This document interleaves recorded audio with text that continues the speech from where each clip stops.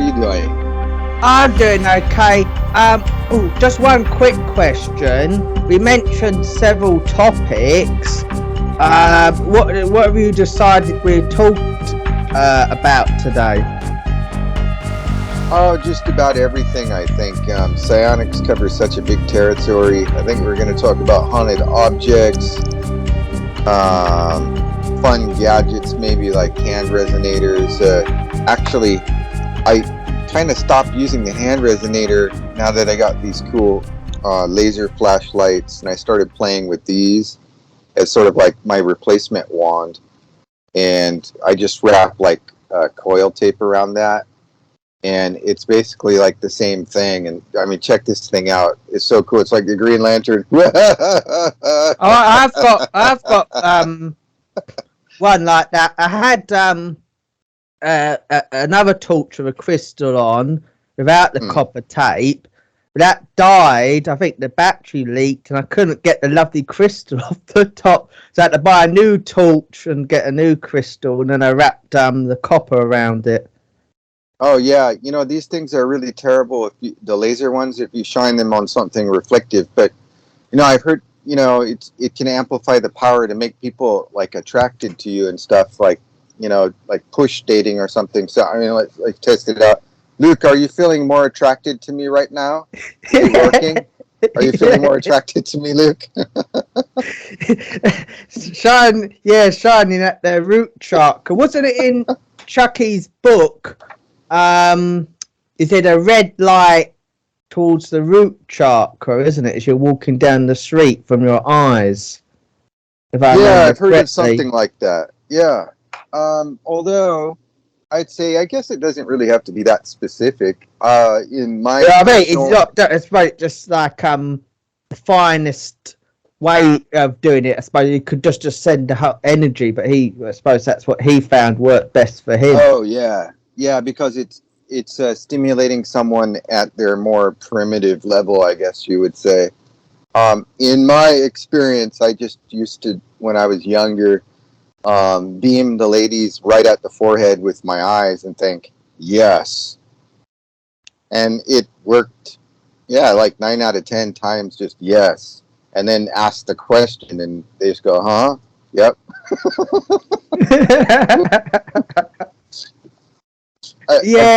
I was always a bit shy, but I normally had 1 or 2 ladies that liked me, so it was okay. But you know, Luke, it really depends on the environment, though, too. I mean, if like, you know, if you're walking by the restrooms at, you know, at work, it's probably not a good idea. That is the thing. You may be checked out, but it always seems to be the wrong time. That's the problem. It always is the wrong time, and I don't know, sometimes that's actually exciting that it's always the wrong time. I always get really tall women checking me out, and I'm only 5'7". I don't know why. If they're 6'2", they're checking me out. Well, Luke, how old are you? 33. Oh, well, that's why. Back when I was that age, I used to get the tall women as well. I don't know what it is about like tall women, like young guys. Do you find that true? I'd assume you do, I guess. I suppose I don't know. I'm still quite young. When I get older and they're not checking me out, I have to tell you. Well, when I was in my 30s, I thought, oh, I'm older now. But you know, once you hit like 40s, you go, okay, the warranty on my body is running out. And then when you get close to 50, which I'm almost 50, it's like, oh, okay, now I'm starting to feel old. And then I looked at my mom, and she's really having trouble. You know, I think she's about 72 right now. And I'm like, okay, well, you know, each decade you feel a bit older. So I mean, well, Chucky would say you're still young. Yeah, and he said he thought. What's it called? Pelosi wasn't that old. Chucky said he had a secret crush on Nancy Pelosi. But I think she's a bit old Chuck, for us. You dirty dog, you. She's a bit old for us. But she was a lot back, and she was quite attractive in her youth. Well, what was Chuck doing? Was Chuck beaming her images of dark chocolate? Yeah, for Nancy Pelosi, or like ice cream hidden in the secret fridge in the basement. Well, I suppose yes, because we were being recorded, I better be careful what to. But Jad's got a bit of a reputation, hasn't she? That's why. Well, I do. The only thing I really remember about her, other than I think she's like uber rich, is during 100 million, and her husband's the best stockbroker in the world because he's a genius, and no other reason why he always gets it right. Kind of because we're being recorded. It's just because he's a genius. Well, I know that during the pandemic, the COVID outbreak, they I don't know if they have like algorithms that detect the words that we're talking about in the recordings. Like if we go to actually upload this video to YouTube, if the AIs is scanning for what we're talking about and it hears the word COVID. Wait, I just said it twice now. So like that's a double on the whammy, British right? Mobile networks and mainland, up until recently, it's quite primitive. You say a certain word, and you hear a tape recorder going. So I said, what happens if they blow up Tower 42? And all of a sudden, this tape recorder, you get to hear it going. He wasn't that subtle, but it's like so loud, it's almost blocking out the conversation.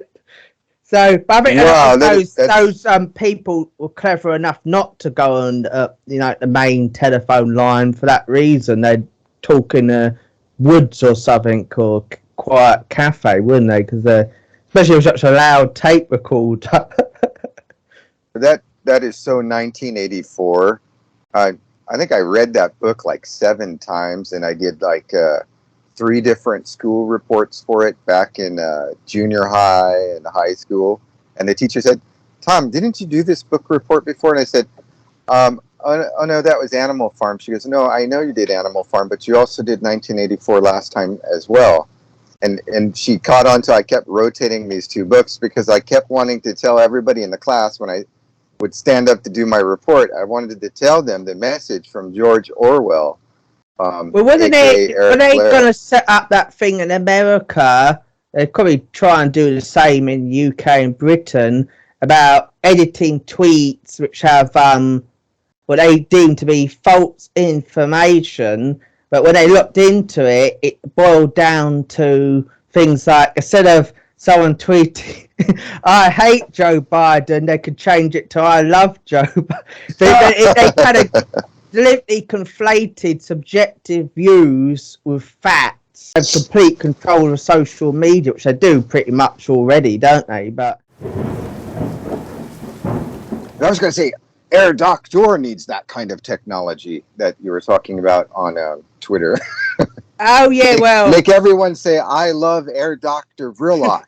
Yeah, let's do that. Wait, Luke, you love Air Dr. Vrilock, Luke. I love Air Dr. Vrilock. See, it's working. I gotta sell these, Luke. It's working so well. Oh yeah, that's since we I bought your Fire and Ice it extends that one video recently. I like that too. I like their breathing meditation in it. What's it called? Isa and Fayu. But it's if anyone's listening, it's worth buying his videos.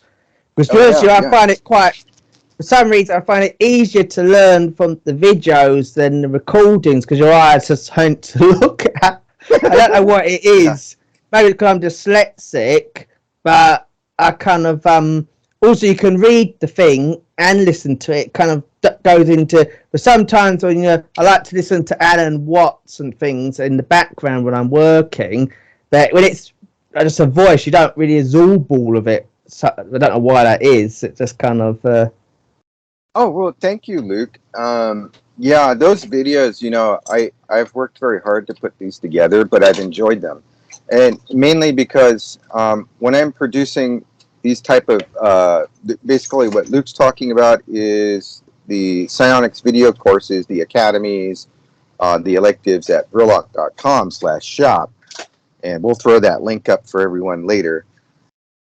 These videos, basically, I was a student at one time myself, and I found that while reading about things like Vril, Fire and Ice, the runes, that I would have to go back a couple of pages and reread through what I had just read to sort of get it all together in my mind and then try to visualize what the author's saying. And so I thought, what if I could do similar and then take some of my own experiences and bring it together into film? And so you can watch the film, see the runes, you can read little snippets, notes or what have you, and then or notations, and you can also hear my voice.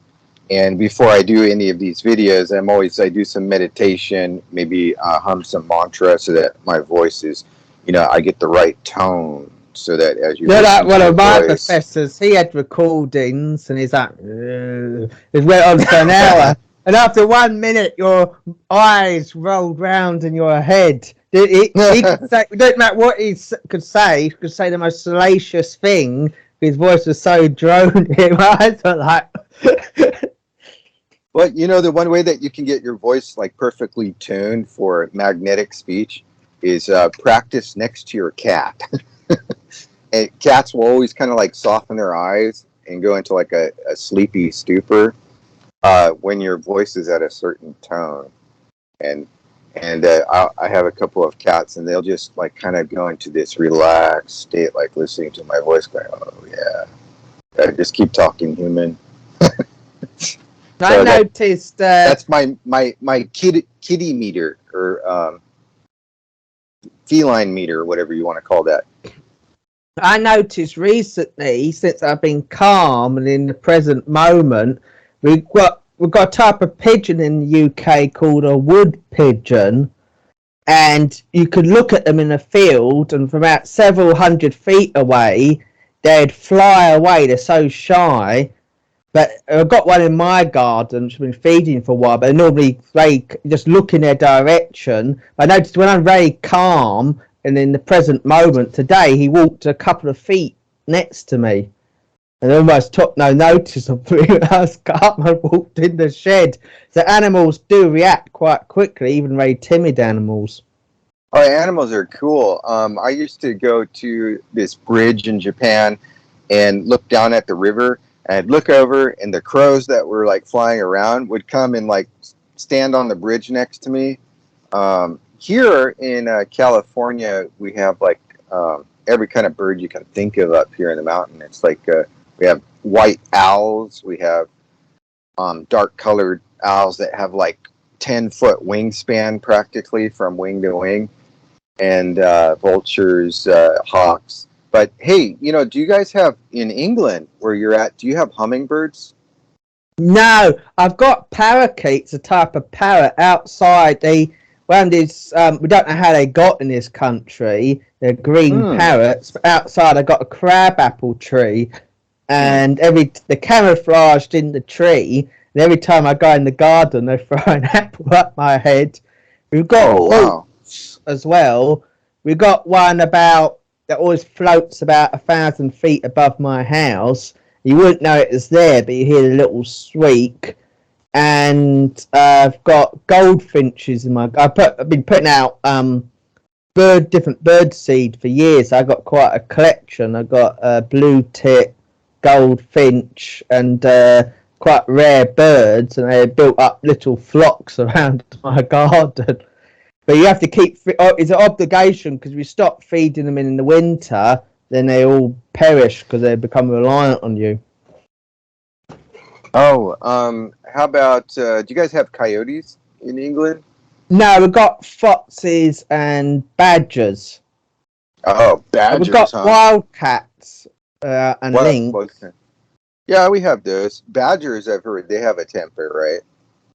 Yes. Pretty Well, it's funny aggressive. enough, my dad's friend who's got poor eyesight is coming home on a dark winter's night, and he saw his neighbour's dog had escaped again.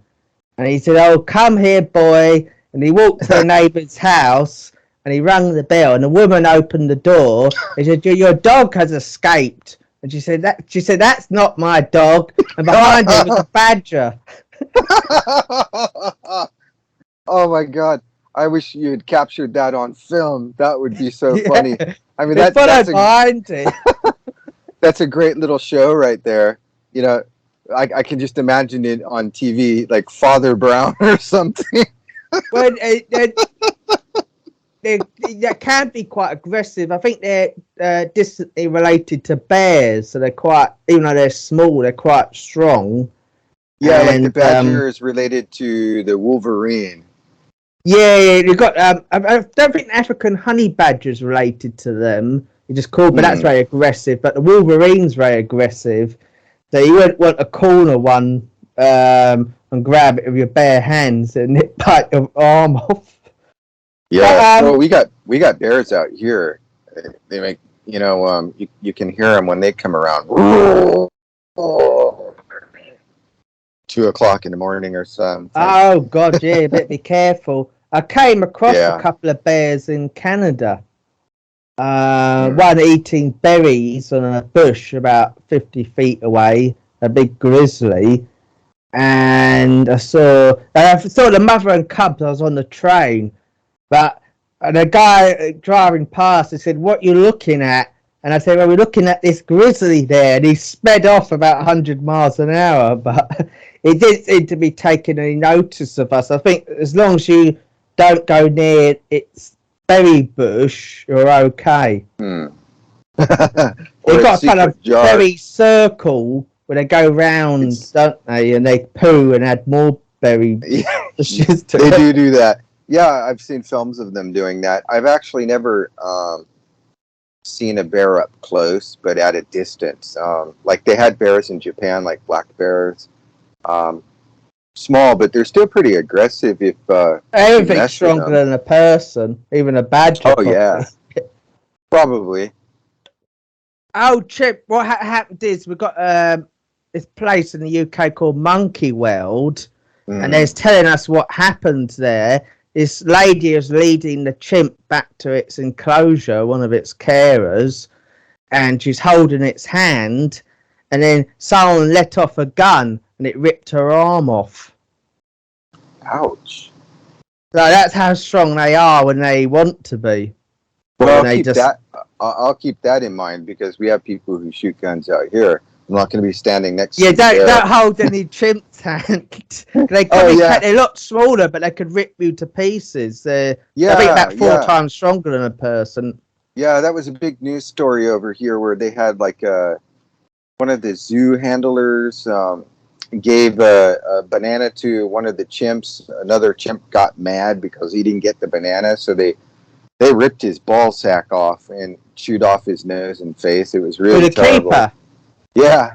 They're a very aggressive creature. I don't know why Michael Jackson had one as a pet.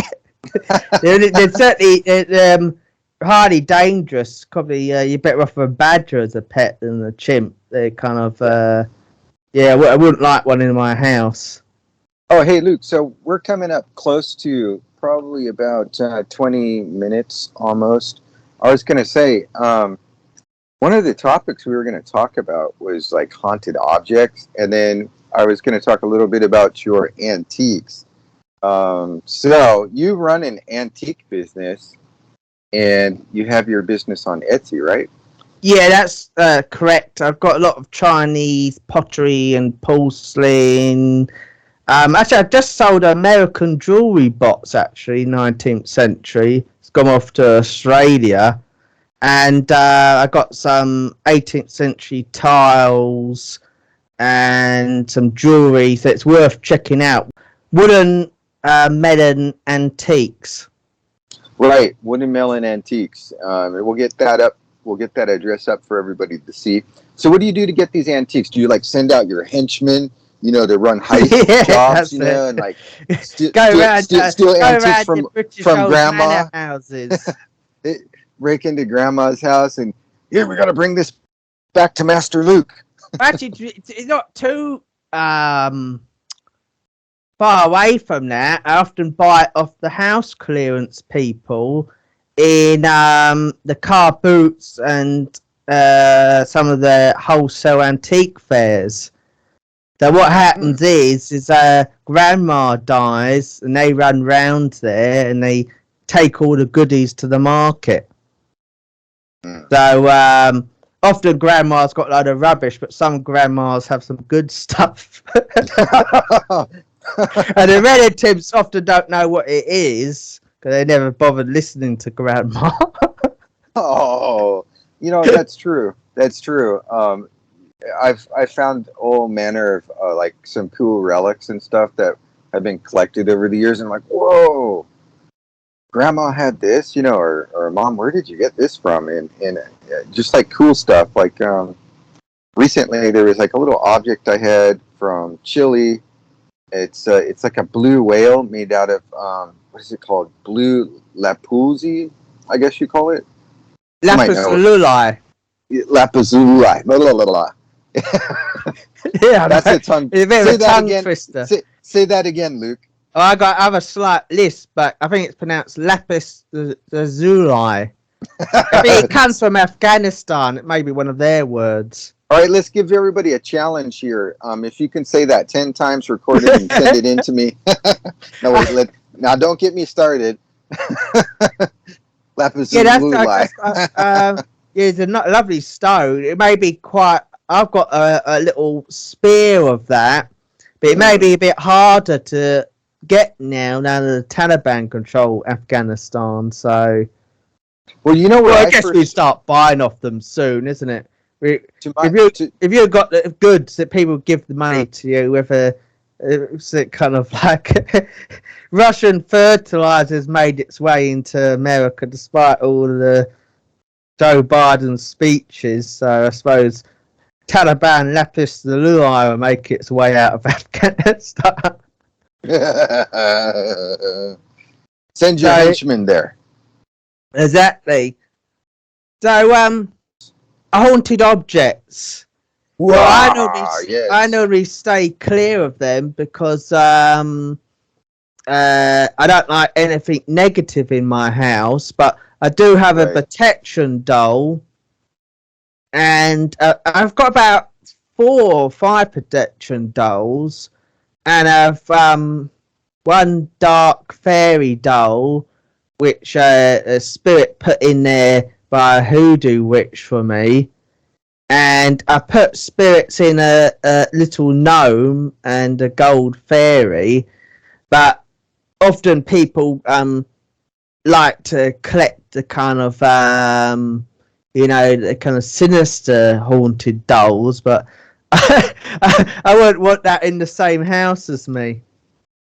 Yeah, I know what you mean. I was reading this book by Edgar Kerval and E.A. Coedding, and the Gateways of Necromancy. And there's a section in here that talks about something called servers, not servitors, but I always talk about servitors, which are sort of like artificial spirits, egregores. But there's something called a server, and I guess these are wandering spirits who have sort of like lost their consciousness, and they're sort of like vampiric or zombie-like, and they can be commanded by the adept necromancer. Now, I've never really tried that before. I've called kinetic wind spirits out of the air. I even had one as a familiar for about maybe 20 years, and they can do some amazing things. But yeah, some of these haunters in the invisible realm are downright diabolical. I mean, I'm sure you have your stories as well, and I've told many of mine on my podcast at Vrilock.podbean.com. Oh, well, also get me on Apple iTunes. I've had loads of, well, not loads, because to be honest with you, I did actually have a sort of barrier put around me to stop spirits of dead people talking to me deliberately. But I love it. Luke, let us see your antiques, Luke. I think the first supernatural experience I had was when I was about 4, and I used to in the house. I used to call it the haunting room, and I think when my mum and dad when they argued, my mum used to go into the what I always call it the haunting room because it had a horrible atmosphere. And then my mum put my gran there that was psychic and said, "Why did you put me in that room?" And your mum said, "What are you talking about?" And she said, "Do you know what I'm talking about?" Because she knows mum's slightly psychic. And then every time mum slept there, she had a horrible crushing feeling that the walls are coming towards her. And but anyway, when she moved out, and then we moved back in, and we were talking to the elderly neighbour across the road, and Mum was talking about the previous owner called Mr. Flynn, and his wife was a lot younger than him. And then the old lady across the road said, "Yes, but," he said, "that's not his first wife." He said his first wife got crushed by a steamroller when I was making the M25, which is our form of interstate, like motorway, fast road. And Mum said, "Where was that lady's room?" Because they had the master bedroom at the front. They said, "Oh, I think their master bedroom was the room facing the garden." So we realised it's that woman's spirit that got crushed to death was trying to communicate to us. So we went round of incense and told her that we know who she is and she can leave now, and she went. Yeah, that sounds like residual energy. Like, it's so common. Like, for example, if two people were intensely fighting in the kitchen, mom and dad fighting in the kitchen, they leave to go grocery shopping. In an hour later, you walk into the kitchen to make yourself a sandwich, and then you feel like this, this thickness. Like a pressure in the air, and so that's really common. That can even living people can produce this energy, and it's becoming more and more known about. It's funny because I did that by accident. Stuff we talk about is so known. Oh, did you? What happened is I had this woman at the post office that always seemed to be causing me trouble, but she'd be like, "Oh, you can't put jewelry in this packet, regulation 256, or why don't you make these bots an inch smaller to go into smaller category?" All these, reading out all these regulations aren't laws, as regulations of Royal Mail. And I had all this nonsense from her. But one day I was annoyed about something else. And for years, because I went to psychic, you know that kinetic, what's it called? That photography where they photograph your aura. Oh. Helio or something like that. It's quite expensive to have done. But anyway, he said I had high and average energy. And as my energy was leaking all the time, that's why people flocked to me. It also meant why I was an erratic, because at the time I was mostly unstable with my energy going up and down. So I worked at containing this energy, which means I had less people running up to me, but at the same time I became more stable and strong within myself. Anyway, because I was in a bad mood, I was letting this flood of energy fly out into the post office. I wasn't in a bad mood with her, and she was like this when I came towards her, and ever since then she's been respectful. It must be in the subconscious she realised I had much higher energy than her. because that day I just let my energy leak in a massive dark cloud around me, and she probably something in her thought, I don't want to mess with this guy. But normally I'm calm and happy, but it was that by accident. Oh, so you're coming at her like Darth Vader. Let me show you the true nature of the Force. Yeah, basically. I was just like one big dark cloud because something really annoyed me. But I don't think. I think the other one years ago got on my bad side. But because I'm also friendly and calm, when I do release that feeling of pure anger and let it leave my protection barrier, normally that kind of I don't even need to do that sort of eye contact thing. I just let the energy kind of overwhelm their auras, and it seems to subdue them. You know, that should be a job screening requirement. Like, if people who have that type of powerful energy should never be allowed to work in the intensive care unit at a hospital, you know, because you got all these people that are like, I used to work there when I did security many, many years ago. And, you know, all the people that are laying in intensive care, their energy is really low. And then suddenly you come in with this intensive force. I mean, people don't realize that some of these metaphysical energies that people possess are so powerful that, you know, you could push somebody down a flight of stairs, cause somebody to have some serious health issues if their energy is weak enough to allow that to happen to them. But anyway, I was going to close up today with kind of a good message, and then we'll post that link to our websites for our viewers to look at. But I wanted to close up today with saying that, you know, all of these things that we're talking about today, and we've been talking about for years, are more common than a lot of people realize. And the good thing about, like, you know, inventions like the internet and social media is that this is becoming more and more realized, the psychic and invisible realm, even on places like, get this, LinkedIn.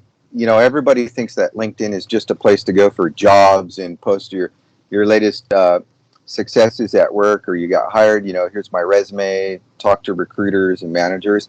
But today I go on LinkedIn, I see people talking about who they're dating, having psychic experiences, ancient aliens, Bigfoot, and it's just become like, you know, now I think at some point in the future, we're going to see the workplace evolve where people are able to be more openly discussing things that, you know, that they couldn't talk about before, where work used to be like, you know, really stringent. What's the word I'm fishing for, Luke?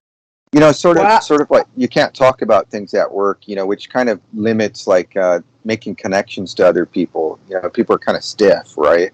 I think people are going to loosen up in the future. The internet's such a great tool if you use it correctly. Like, we would have never known each other, and use it correctly. Like YouTube, you got all the past greats on there, like Alan Watts and Neville. What's his second name?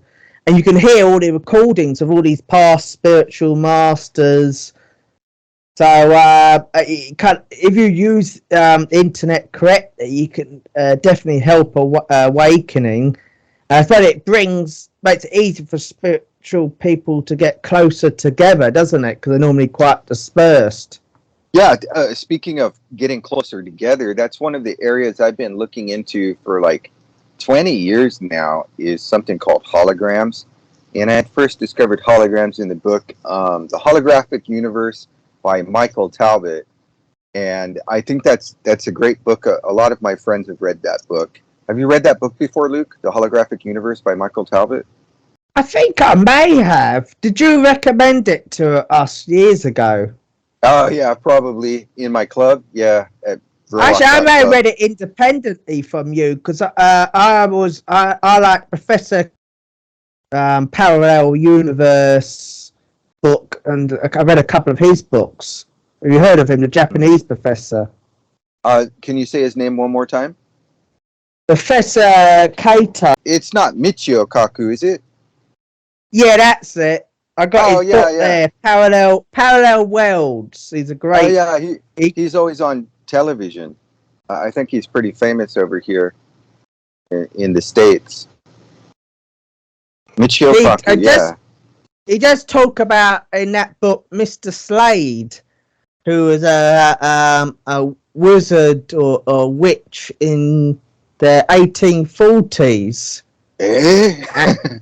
Well, really? we're talking about different dimensions, and Mr. Slade did these things on stage that I forgot. He showed diagrams of it that meant you had to have access to the fifth dimension, and they took him to court for fraud. But he had the Royal Society of Science, led by Faraday, the guy that invented the battery. About 100 physicists said, no, Mr. Slade is a real witch. These things are being possible unless he had access to the fifth dimension using spirits. So the scientists backed him. You know, Luke, because we're coming up at the top of the hour, let's close up today with that topic. And I think, you know, that's a wonderful topic to bring up in our next interview, if you want to do this again, is to talk about the early days of science, because one of the things I found interesting is that there are many writings from scientists in like the early 1900s and even going back in the 1800s where they clearly talk about belief in the supernatural, paranormal, the metaphysical. And it's interesting today that Mr. Science says, and what we learn in school, there's a big adamant about hiding all of that. Religion of science, actual science. Like at one stage, they said it's impossible for a car ever to go more than 70 miles an hour. And that became, but as soon as science said something impossible, that becomes a religion, because it's always corrected 100 years later, isn't it? Everything, that's why it's called scientific theories, not scientific fact, because we always kind of, it's like a never-ending unfolding situation. And I think Albert Einstein pointed out, subatomic particles react to the human consciousness, and they had a meeting with other scientists in 1922 about it, and because of it, they don't observe the experiments directly. And now they're going to use them. Israelis are using it to hide spy messages, because as soon as you look at electrons, they change. Well, I think one of my subscribers over on Substack had commented saying that the mind is deeply rooted in reality. So if that's the case, if that's true, then all of this, you can easily, it makes sense as to why the mind can influence, even subatomic particles. But Luke, hey, it was great talking to you, and we're going to have to wrap up today. Lovely talking to you too. Yeah, you want to do this again and talk about like early 1900s science, and then maybe we can talk about the beginnings of radionics and psionics next time. Oh, okay. I don't know that much about early 19th century science, but I know a little bit. Well, I'll walk you through some of it, and I'll send you some great reads via email later. How about that? Oh, that'd be great. Thank you. All right. See you later, Luke, and until next time, keep the magic high. Bye-bye, my friend. Bye.